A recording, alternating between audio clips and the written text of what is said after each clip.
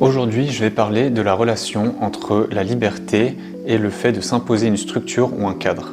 En fait, ce qu'il faut comprendre, c'est que avant, c'était la société qui nous imposait un cadre et une structure et qui rythmait notre style de vie. Pour pouvoir se nourrir, pour interagir avec les autres, etc., on était obligé de suivre une certaine norme qui était imposée par la société et donc ça nous imposait des horaires et ce genre de choses. Aujourd'hui, il y a beaucoup de ces barrières qui ont été enlevées. On a beaucoup plus de liberté sur ce qu'on peut faire et c'est ce qui peut paraître une bonne chose, mais il y a un piège. Parce que s'il n'y a plus de cadre, de structure imposée et qu'on est dans ce genre de liberté, si on ne s'impose pas soi-même une structure, alors c'est nos pulsions et nos envies qui vont nous diriger.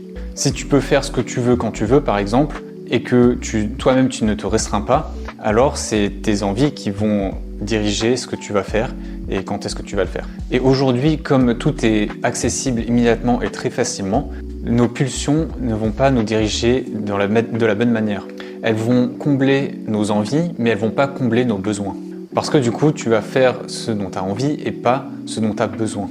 Et quand on est dans ce genre d'environnement, alors on va tomber dans des addictions et on va devenir prisonnier de nos pulsions et la liberté qu'on pensait avoir en ayant la possibilité de faire ce qu'on veut quand on veut et qu'on devient complètement illusoire. Puisque du coup on n'est plus réellement libre, mais on devient prisonnier de nos pulsions. Donc c'est pour ça que ça peut paraître un peu ennuyeux et contraignant, mais le fait de s'imposer une structure à soi-même, c'est quelque chose qui me paraît essentiel aujourd'hui. Et aujourd'hui, il y a beaucoup de personnes qui ont beaucoup de mal à rester disciplinées et à s'imposer cette structure. Et du coup, ils ont des problèmes, ils culpabilisent et ils n'arrivent pas à gérer leur vie. Pour moi, il y a deux cas de figure. Soit tu parviens à rester discipliné par toi-même et t'imposer toi-même cette structure, soit il faut que tu te mettes dans un environnement qui, lui, va te l'imposer. Pour te donner un exemple, si tu arrives à te gérer, tu peux être quelqu'un qui est à son compte, qui est auto-entrepreneur et qui va décider de ses horaires, de ce qu'il fait, etc. Et ça va très bien se passer.